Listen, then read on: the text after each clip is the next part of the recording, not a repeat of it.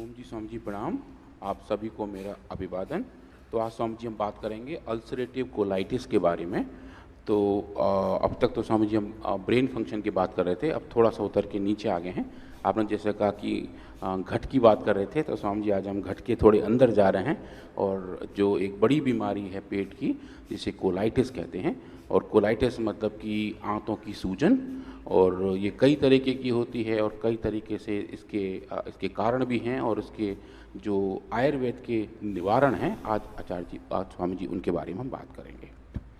तो अगर हम स्क्रीन पे देखें तो ये थोड़ा सा बैकग्राउंड है अल्सरेटिव कोलाइटिस के बारे में कि ये बीमारी कैसी है। ये एक ऐसी समस्या है जिससे बड़ी आंत में सूजन और जलन होती है, और ये बार बार होती है। ये रिकरेंट है, एक बार थोड़ी ठीक हो जाए फिर दोबारा होनी शुरू हो जाती है। और इसके प्राइमरी लक्षण स्वामी जी दस्त है, पेट में दर्द है, मल में खून है, और ये कॉन्स्टेंटली जैसे पिन चुभती है पेट में, ऐसी वाली फीलिंग इसकी वजह से आती रहती है। दुनिया भर में भी ये बीमारी बहुत ज़्यादा फैली हुई है, यूरोप में और यूएस में और ऑस्ट्रेलिया में। तो स्वामी जी काफ़ी सारे लोग हैं, लगभग 1 लाख में अगर हम देखें तो लगभग 77 लोग वहाँ पे इस बीमारी से पीड़ित हैं। भारतवर्ष में भी ये रिपोर्टेड है, पर एज यूजुअल हमारे यहाँ डिजीज रिपोर्टिंग थोड़ी सी उतनी स्ट्रॉन्ग नहीं है जितनी होनी चाहिए। जिनको भी ये बार बार दस्त लगता है ना, खाया पिया जल्दी निकल जाता है, उसमें थोड़ा सा ऐसे झाग झाग सा आता है, उसमें पस जैसा आता है, पेट में मरोड़े जैसे होते हैं, ये करोड़ों लोगों को समस्या हो गई। और जितना ये उत्तेजक आहार है, जितना जंक फूड, फास्ट फूड, और जितना एसिडिक चीज़ें ज़्यादा खाते हैं, दारू ज़्यादा पीते हैं, अल्कोहल ज़्यादा पीते हैं, या दारू आदि नहीं पीते, मिर्च मसाले बहुत खाते हैं। आजकल मसालों का बहुत बाज़ार गर्म है, और गरम मसाले, मिर्ची मसाले, कुछ लोग तो इतनी मिर्ची खाते हैं, मतलब दही छाछ में भी मिर्ची डाल करके। ये राजस्थानी और गुजराती तो बहुत खाते हैं, लाल मिर्च डालते दही में, फिर खाएंगे, मज़ा आता है। फिर वो अंदर जा करके घाव कर देता है, उसको कोलाइटिस कहते हैं। और इसका आयुर्वेद के सिवा कहीं इलाज नहीं है। कोलाइटिस के भगिनी बंधु हैं IBS, इरिटेबल बाउल सिंड्रोम, आंव संग्रहणी, बहुत पेट में मरोड़े, बहुत खराब चीज़ है, और इससे पूरा शरीर बहुत कमज़ोर पड़ जाता है। जी। तो स्वामी जी हमारे देश में भी जो रिपोर्टेड है, लगभग 1 लाख में 6 लोगों को क्लिनिकल कोलाइटिस होती है। और सब क्लिनिकल तो स्वामी जी काफ़ी सारे लोगों को हैं जिनकी रिपोर्टिंग ही नहीं होती। और खान पान का और जीवन शैली का इस पर स्वामी जी बहुत स्ट्रॉन्ग इफेक्ट पड़ता है। पर यह है स्वामी जी, अगर हम देखें कि ये कोलाइटिस कितने टाइप की है, तो अभी अब स्क्रीन पर देख रहे हैं, ये हमारे आंतों का एक स्ट्रक्चर है, और डिपेंड करता है कि किस हिस्से पे ये बीमारी है, किस हिस्से में सूजन है, उस हिसाब से क्लिनिकली इस बीमारी को कहा जाता है। तो खाली नीचे वाले हिस्से पे जहाँ पे मल जमा होता है तो उसको बोलते हैं प्रोक्टाइटिस, थोड़ा ऊपर है तो डिस्टल हो जाती है, लगभग आधे से ज़्यादा है तो एक्सटेंसिव कोलाइटिस, और अगर पूरी बड़ी आंत इससे परेशान है तो पैन कोलाइटिस कहते हैं स्वामी जी इसको। तो ये क्लिनिकल सिम्टम्स हैं, वो एक्सरे से, अल्ट्रासाउंड से अलग अलग तरीके से नाप के इनको ऐसे डिफाइन किया जाता है, और उसके आधार पर इनका स्वामी जी ट्रीटमेंट किया जाता है। तो जो इसके सिम्टम्स हैं, जैसे आपने कहा, मल में खून आने लगता है, डायरिया रहता है, दर्द रहता है, और हमेशा ऐसी फीलिंग आती है कि रेस्ट रूम जाना है, पर जाते हैं तो कुछ होता नहीं है, वो वाली फीलिंग भी रहती है बरकरार। वजन कम होने लगता है, थकान रहती है, और बीच बीच में बहुत तेज़ी से बुखार भी आता है और जो चला जाता है, क्योंकि शरीर में इन्फ्लेमेशन रहता है। और चूंकि दस्त होती हैं तो उसकी वजह से डिहाइड्रेशन हो जाता है, आंखों में दर्द रहता है, घुटनों में दर्द शुरू होता है स्वामी जी। इसकी वजह से लिवर में दिक्कत आनी शुरू हो जाती है, एनीमिया हो जाता है, और ऐसी वाली हालत हो जाती है कि कुछ करने का मन नहीं करता। तो ये सब उसके एक तरीके से कलेक्टिव सिम्टम्स हैं। और जो सिंथेटिक वर्ड में एलोपैथिक सिस्टम में जो दवाइयाँ हैं, वो बेसिकली 4 स्टेज पे चलती हैं, डिपेंड करता है कि किस स्टेज की बीमारी है। फर्स्ट लाइन में हम स्वामी जी वहाँ देते हैं एमिनो सैलिसिलेट, जो बहुत कॉमन दवाई है, सल्फासेलाजीन, उससे शुरुआत करते हैं, वो भी ढंग से काम नहीं करती है। फिर उसके बाद स्टेरॉइड पे जाते हैं, फिर इम्यूनोमोडुलेटर पे जाते हैं, और जब इम्यूनोमोडुलेटर भी काम करना बंद करते हैं स्वामी जी, उसके बाद सर्जरी कर देते हैं। आंत के उस हिस्से को काट के अलग कर देते हैं जिसमें ये सूजन का हिस्सा होता है, पर बीमारी फिर दोबारा कहीं ना कहीं आ जाती है। तो ये हैं, लेकिन ये सक्सेसफुल तरीके नहीं हैं स्वामी जी। तो उसके लिए और जो ये दवाइयाँ हैं फिर उनके अपने अपने साइड इफ़ेक्ट भी हैं। जो बहुत सारी दवाइयाँ अल्सरेटिव कोलाइटिस में दी जाती हैं उनके Swami ji common side effects हैं, क्योंकि उनकी वजह से सिर में दर्द रहता है, नौजिया रहता है, कुछ कुछ केसेस में तो स्वामी जी बोन मैरो का सप्रेशन हो जाता है, जो नई खून की सेल्स बननी होती हैं स्वामी जी उनका बनना भी बंद हो जाता है। और कभी कभी हिपेटोटॉक्सिटी आ जाती है, एनाफ्लेक्सिस आ जाता है, डायरिया आ जाता है। और जो बायोलॉजिकल्स हैं स्वामी जी उनके तो टॉक्सिकोलॉजिकल रिस्पॉन्स बहुत ज़्यादा हैं, वो बहुत ही क्रिटिकल कंडीशन में दिए जाते हैं, पर उनके रिस्पॉन्स टॉक्सिकोलॉजी वाले बहुत ज़्यादा रहते हैं और इन्फेक्शन होने की क्षमता बहुत ज़्यादा बढ़ जाती है। तो उसमें स्वामी जी फिर हमारे पास क्या है कि हम उसमें क्या कर सकते हैं। तो जैसा आपने कहा कि आयुर्वेद में इसका एक सफल इलाज है और एक जो नया फॉर्मुलेशन जो डिफाइन किया है स्वामी जी वो है कोलोग्रिड। अब कोलोग्रिड में स्वामी जी हमने कुछ चीज़ें दूसरे चिकित्सा पद्धति से भी सीखी हैं। तो जितनी हमारी दवाइयाँ होती हैं वो सबसे पहले स्वामी जी हमारे स्टमक में जाती हैं, वहाँ जाके वो टूटती हैं, फिर बड़ी आंत में जाती हैं, फिर वहाँ उनका एब्जॉर्प्शन होता है, शरीर के अलग अलग हिस्से में दवाई पहुँचती है। ये एक नॉर्मल तरीका है। पर अगर जब दिक्कत ही बड़ी आंत की है तो क्यों ना हम कुछ ऐसा करें कि दवाई सीधी जाके बड़ी आंत में ही खुले, स्टमक में, पेट में ना खुले। तो उसके लिए स्वामी जी एक जो कॉमन तरीका फार्माकोलॉजिकल टूल के तौर पर इस्तेमाल किया जाता है जिसको हम एंट्रिक कोटिंग कहते हैं। तो एंट्रिक कोटिंग समझे स्वामी जी एक तरीके से दवा के ऊपर एक ऐसा गिलाफ, एक ऐसा कवर चढ़ा देते हैं जो स्टमक में जाके उसको कवर करके रखता है, सेव करके रखता है, और जैसे ही वो आंतों में पहुंचती है दवा तो वहाँ जाके वो घुल जाती है। तो ऐसा करके हम जो औषधि है वो डायरेक्टली स्वामी जी वहीं ड्रॉप करते हैं जहाँ उसकी सबसे ज़्यादा ज़रूरत होती है। और स्वामी जी आयुर्वेद के क्षेत्र में ये एक पहली दवा है जो पतंजलि रिसर्च फाउंडेशन ने जनरेट की है जिसमें हमने एंट्रिक कोटिंग का इस्तेमाल किया है। तो स्वामी जी जो मॉडर्न टेक्नोलॉजीज़ हैं, जो मॉडर्न मेथड्स हैं, उसको आयुर्वेद के साथ कैसे इंटीग्रेट करें स्वामी जी, ये उसका बहुत अच्छा एग्जाम्पल है कि कैसे हम अलग अलग तरीक़ों से, अलग अलग दवाइयों के बनाने के तरीके से हम आयुर्वेद को और एनरिच कर सकते हैं और मॉडर्न तरीके को बना के उसको पेशेंट बेनिफिट के लिए आगे लेके जा सकते हैं। तो समझ ये औषधि जब ये बनाई गई तो इसमें हमने स्वामी जी अपने एंशियंट विजडम ऑफ आयुर्वेदा को कंबाइन किया है modern science of drug release technology के साथ। तो ये स्वामी जी कोलोग्रिड है। इसके अंदर कुल मिला के बेल, कुटज, जीरा, अजवाइन, सौंफ, गुलाब और कपूर है। और ये जो औषधि है जो आप कह रहे हैं बहुत दिनों से भी कि बेल और कुटज से तो बहुत ज़्यादा पेट को फ़ायदा होता है, आप इसका एनीमा भी बता रहे हैं, उसका भी बहुत ज़्यादा फ़ायदा होता है। पर अब ये स्वामी जी समझें कि हम ये एनीमा ही दे दिए हैं पर ये मुँह से गया है, क्योंकि दवा सीधी वहीं जाके पहुँच रही है जहाँ हम एनीमा के थ्रू पहुँचा रहे होते हैं। तो उसकी वजह से पेशेंट कंप्लाइंस अच्छा है और उसे घर बैठे भी लोग आराम से ले सकते हैं। तो इसके स्वामी जी हम एज़ यूजुअल बहुत डिटेल केमिस्ट्री एनालिसिस करते हैं कि इसके अंदर कौन कौन से मार्कर हैं ताकि हम उसको अलग तरीके से फॉलो अप कर पाएँ, मेजर कर पाएँ, बैच टू बैच वेरिएंस ना पाएँ। तो हम जी इसके अंदर हमें 8 बड़े बड़े कंपाउंड मिले जो हर बार हर जगह मिले।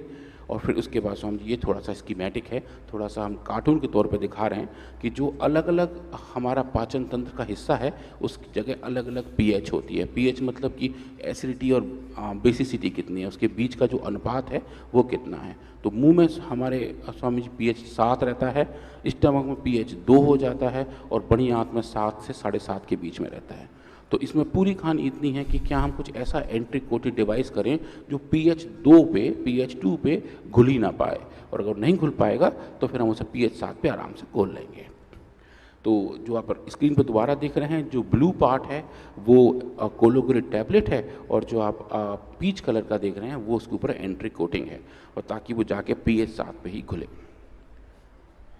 अब ये स्वामी जी कुछ हमने वेट लैब एक्सपेरिमेंट किए और वहाँ ये कुछ सिमुलेशन किए। तो ये स्वामी जी हमारी टीम में डॉक्टर कुणाल भट्टाचार्य जी की टीम है, उन्होंने कुछ बड़ा अच्छे वाले एक्सपेरिमेंट किए और जो हमारे मुंह का लिक्विड है, इसको जो थूक है, सलाइवा है, उसको लैब में जनरेट किया।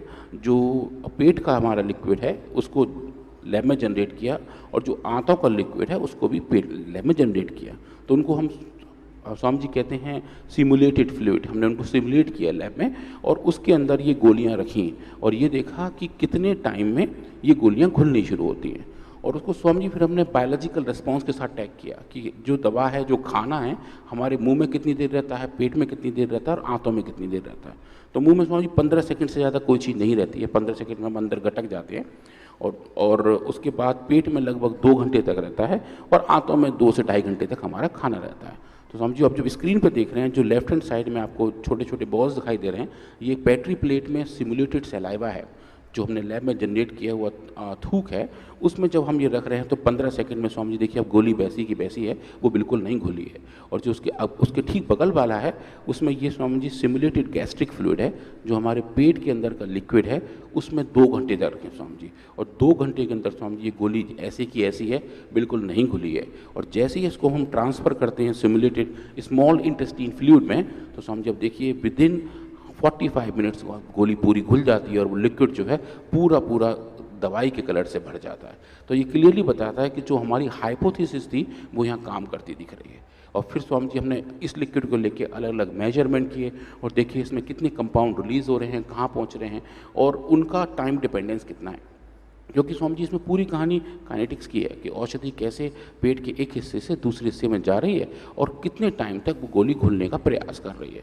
तो ये बड़ा अच्छा दिखा और हम ये देख पाए कि कोलोग्रिड जो एंट्री कोटेड गोली थी वो वास्तव में गैस्ट्रिक जूस के प्रति रेजिस्टेंट थी, वहाँ नहीं घुल पाई, पर जो आंतों वाले जूस थे वहाँ जाके आराम से घुल गई। तो इस तरीके से हम दवाई की वहाँ डिलीवरी कर सकते हैं। अब जब स्वामी जी ऐसा कर सकते हैं तो फिर इसके बायोलॉजिकल रिस्पॉन्स क्या है। तो इसके लिए स्वामी जी हमने बहुत सारे सेल बायोलॉजिकल एक्सपेरिमेंट किए, हम जिसे इन विट्रो एक्सपेरिमेंट कहते हैं, सेल लाइन ट्रायल करते हैं। तो उसमें स्वामी जी हमने 2 चीज़ देखने का प्रयास किया कि एक तो ये क्या ये औषधि और इसके घटक इन्फ्लेमेशन को कंट्रोल कर सकते हैं, सूजन को कंट्रोल कर सकते हैं, और दूसरा ये कि अगर वो सूजन किसी और कारण से आंतों की सेल को हो रही हो तो क्या हम उसको फॉलोअप कर सकते हैं। तो सबसे पहले हमने देखा स्वामी जी जो हमारे इन्फ्लेमेटरी सेल्स हैं, जो हमारे खून के अंदर घूमते हैं, जिनको मैक्रोफेजेस कहते हैं स्वामी जी, जो हमारे डिफेंस की फर्स्ट लाइन है। जब भी कुछ अटैक हमारे शरीर पर होता है तो सबसे पहले यही रक्षक कोशिकाएं जाके उन अटैक को काबू करती हैं। तो जब हम उनको देखें स्वामी जी और देखें कि अलग अलग टाइप के इन्फेक्टिव कंट्रोल्स, जैसे कि LPS है जो एक बैक्टीरिया से निकलता है, और वायरस के भी कुछ पार्टिकल ऐसा काम करते हैं। जब हमने वो LPS जब इन सेल्स को दिया जो THP सेल्स हैं, तो उनमें स्वामी जी अलग अलग टाइप के साइटोकाइन निकले, जिसके बारे में हम पहले ही बात कर चुके हैं स्वामी जी, IL-6 और TNF अल्फा। और वो जब साइटोकाइन के लेवल बढ़ गए थे तो बढ़े हुए साइटोकाइन लेवल को स्वामी जी कोलोग्रिड ने डोज डिपेंडेंट तरीके से कंट्रोल किया स्वामी जी। और ये हमारा एक पहला फाइंडिंग था जहाँ हम कोलोग्रिड के बायोलॉजिकल रिस्पॉन्स को देख पाए। हम ये देख पाए कि कोलोग्रिड होस्ट अब इन्फ्लेमेशन को कंट्रोल कर सकता है, और अगर ये कर सकता है तो फिर हम इसको आगे देखें कि क्या ये इंटेस्टाइन के सेल में काम कर सकता है। तो स्वामी जी आप स्क्रीन पर देख रहे हैं, ये हमारे आंतों की अंदर की संरचना है। कुछ उंगलियों जैसे स्ट्रक्चर हैं जिनको हम माइक्रोबिलाई कहते हैं, जिसकी वजह से सरफेस एरिया बहुत बढ़ जाता है। तो वो जो उंगलियों जैसे स्ट्रक्चर हैं उसके ऊपर की जो सेल्स हैं, हम स्वामी जी उन पे काम करना शुरू किए। उनको हम कैको2 सेल्स कहते हैं। और कैको2 सेल्स के ऊपर जब हमने बैक्टीरिया के अलग अलग कंपोनेंट को डाला और देखा कि क्या कोलोग्रिड उस इन्फेक्शन को कंट्रोल कर सकते हैं, वो डेटा स्वामी जी स्क्रीन पर ये रहा। और इसके साथ स्वामी जी हमने 2-4 और अलग टाइप के एक्सपेरिमेंट भी किए। जब हमारे शरीर में और हमारे आंतों के अंदर इन्फ्लेमेशन होता है स्वामी जी, तो हमारे शरीर की कुछ सेल्स जाके उन आंतों की सेल्स पर जाके चिपकती हैं ताकि वहाँ जो इन्फेक्शन है उसको काबू कर पाएँ। तो वो जो सेल्स हैं वो हमारे ब्लड से निकलती हैं, उनको हम मोनोसाइट्स कहते हैं। वो एक तरीके के WBC होते हैं, और वो जाके आंतों की सेल्स पर चिपकती हैं कि अगर वहाँ कुछ इन्फेक्शन है तो उन पर काबू कर पाएँ। तो हमने स्वामी जी कुछ अलग बहुत फैंसी एक्सपेरिमेंट किए जहाँ हमने ह्यूमन मोनोसाइट्स को अलग अलग तरीके से लेबल किया, उनको अलग रंग दे दिया, और फिर उसको ये देखा कि अगर TNF अल्फा जो एक अलग टाइप का स्टिमुलेटर है, साइटोकाइन है, वो दिया जाए तो क्या वो आंतों की सेल से चिपक पा रहे हैं। तो हमने समझिए को-कल्चर एक्सपेरिमेंट किया और जो ह्यूमन कंडीशन है उसको मिनिचराइज करने का प्रयास किया, उसको सूक्ष्म रूप से करने का प्रयास किया, और देखा कि क्या जो हम पेट के अंदर होता देख रहे हैं क्या हम वो अपने लेबोरेटरी में सेल कल्चर प्लेट में कर सकते हैं। तो ये एक थोड़े लंबे एक्सपेरिमेंट थे स्वामी जी, पर हम इसमें सफलता बहुत अच्छी मिली कि हमारे जो लेबल्ड मोनोसाइट थे और जब वो आंतों की सेल के साथ चिपक रहे थे तो उनके अलग अलग साइटोकाइन रिस्पॉन्स आने शुरू हो गए थे। वो ये बता रहे थे कि अल्सरेटिव कोलाइटिस में जो सूजन की समस्या है, जो अलग अलग डिफेंस सेल्स की वजह से भी हो रहे हैं और TNF अल्फा नाम के साइटोकाइन की वजह से हो रहे हैं, वो हम उसको आराम से मेजर कर पा रहे थे। और जब हम उनको मेजर कर पा रहे थे, नाप पा रहे थे, तो फिर हमारे पास एक रास्ता था कि हम कोलोग्रिड का वहाँ पे एफिकेसी चेक कर पाए थे। तो स्वामी जी अब जो स्क्रीन पर देख रहे हैं वो हम ये देख रहे हैं कि जब TNF अल्फा और मोनोसाइट जब ह्यूमन कोलोरेक्टल सेल्स को दिए गए तो स्वामी जी उसके वजह से IL-1 बीटा जो दूसरा साइटोकाइन है उसका लेवल बहुत बढ़ गया था। और जब वो बढ़ गया था तो स्वामी जी उसको कोलोग्रिड ने डोज डिपेंडेंट तरीके से कम किया है। और स्वामी जी हर्बल वर्ल्ड में, आयुर्वेदिक मेडिसिन में ये एक ऐसी पहली फाइंडिंग है जहाँ हम ये दिखा पाए कि इतने कॉम्प्लेक्स सेल बायोलॉजिकल एक्सपेरिमेंट में ये औषधियाँ काम करती हैं। और उसके साथ साथ स्वामी जी दूसरा साइटोकाइन है IL-8, उसको भी नापा और IL-8 का लेवल भी कोलोग्रिड ने डोज डिपेंडेंट तरीके से कम किया। और साथ साथ इस बार एक दूसरे नए मार्कर को लेकर आए जिसको स्वामी जी हम बोलते हैं कीमोटैक्सिस मार्कर। अब कीमोटैक्सिस स्वामी जी क्या होता है कि जब किसी एक सेल के पास स्ट्रेस होता है तो वो दूसरे सेल के पास एक सिग्नल भेजता है कि भाई मैं स्ट्रेस में हूँ, मुझे हेल्प की ज़रूरत है। तो वो जो हेल्प का जो सिग्नल दूसरे सेल के पास पहुँचता है उसके लिए वो एक तरीके से चलने का काम करता है। तो सेल दूसरी सेल की मदद करने के लिए चल देती है, जैसे स्वामी जी हमारी सेनाएं चल देती है जब जैसी होती है ज़रूरत। पर जिस पाथ पे उस सेल को जाना है उसके लिए अलग टाइप के मार्कर होते हैं स्वामी जी। तो वो जो मार्कर हैं उनको हम कीमोटैक्सिस मार्कर कहते हैं। और एक बड़ा मार्कर है CXCL5 जिसकी वजह से सेल एक जगह से दूसरी तरफ तक सही तरीके से पहुँच जाती है। ये हमारे शरीर के अंदर का स्वामी जी एक तरीके से गूगल मैप है। ये पता लग जाता है सेल को कि मुझे कहाँ पहुँचना है, क्योंकि इतनी सारी नस नाड़ियाँ हैं, इतना ज़्यादा हाई ट्रैफिक चल रहा होता है, पर उसको सही जगह पहुँचना होता है। तो उसकी जो ट्रैकिंग है, जो आजकल हम कार में गूगल मैप का इस्तेमाल करते हैं, हमारे शरीर के अंदर वो इनबिल्ट है। और वो जो अलग अलग पाथवेज हैं वो सब अलग अलग कीमोटैक्सिस से काम करते हैं स्वामी जी। तो वो जो कीमोटैक्सिस है वो पाथवे भी एक तरीके से मॉड्यूलेट कर लेता है कोलोग्रिड का इस्तेमाल स्वामी जी। तो ये एक स्वामी जी की बड़ी वाली फाइंडिंग थी जब हम ये दिखा पाए कि कोलोग्रिड इन्फ्लेमेशन को कम करता है, सेल्स के माइग्रेशन को कंट्रोल करता है और जो सूजन के बेसिक कारण हैं उन सबको भी स्वामी जी नॉर्मलाइज करता है। तो लास्ट एक्सपेरिमेंट हमने फिर हमने ऐसा किया कि क्यों ना हम कुछ ऐसे इंसल्ट दें सेल के लिए, कुछ ऐसा देने का प्रयास करें जिससे सेल्स की डेथ होनी शुरू हो जाती है, जो एक्सट्रीम केस है स्वामी जी। फिर एक टॉक्सिन है जिसको बोलते हैं डेक्स्ट्रॉन डाइसोडियम सल्फेट DSS, जो एक मॉडल केमिकल है जिसके इस्तेमाल से हमारे कोलन की सेल मरने लगती हैं। तो स्वामी जी हमने उसको दिया और देखा कि लगभग 20% के लगभग सेल्स ये कंपाउंड, ये केमिकल मारता है। और जब उसी केमिकल के साथ हमारा कोलोग्रिड प्रेजेंट होता है तो स्वामी जी वो सेल्स मरने से बच जाती हैं। वो सेल ऐसे के ऐसे जिंदा रहती हैं और उनके अंदर ऑक्सीडेटिव स्ट्रेस भी स्वामी जी कम हो जाता है। सो टेकिंग टुगेदर हमें ये देख पाए कि कोलोग्रिड का इस्तेमाल हमारे कोलन की सेल्स को हेल्दी रखता है, उसके ऊपर होने वाले किसी भी साइटोकाइन अटैक से बचाता है, इन्फ्लेमेशन को कम करता है और बैक्टीरियल इन्वेजन को भी नॉर्मलाइज करता है। तो स्वामी जी एक ऐसी पूरी तरीके से एक अच्छी वाली फाइंडिंग हो जाती है। और स्वामी जी ये हमारी फाइंडिंग एक बड़े जर्नल में जिसका नाम फार्मास्यूटिकल्स है, जो MDPI का एक बड़ा जर्नल स्वामी जी, इसमें लास्ट ईयर पब्लिश हुआ, और जहाँ हमने पहला बताया कि एंट्रिक कोटेड कोलोग्रिड के इस्तेमाल से हम अल्सरेटिव कोलाइटिस को रोबस्टली कंट्रोल कर सकते हैं। और पूरा जो पाथवे था हम उस पाथवे पे स्वामी जी काम करके गए। इसको स्वामी जी बहुत ज़्यादा सराहना मिली है हमारे पूरे फील्ड से। और हमारे पास बहुत सारे जो कमेंट्स आते हैं स्वामी जी इस पेपर को लेकर आते हैं कि कैसे पतंजलि रिसर्च फाउंडेशन ने एक एंट्रिक कोटेड मेडिसिन का निर्माण करने का प्रयास किया और कैसे वो पेशेंट कंप्लायंस की तरफ जा सकता है। तो स्वामी जी कोलाइटिस के लिए आज इतना ही। कल स्वामी जी किसी और एक बीमारी को लेकर आए। आपको बहुत बहुत प्रणाम, आप सबको बहुत बहुत अभिवादन।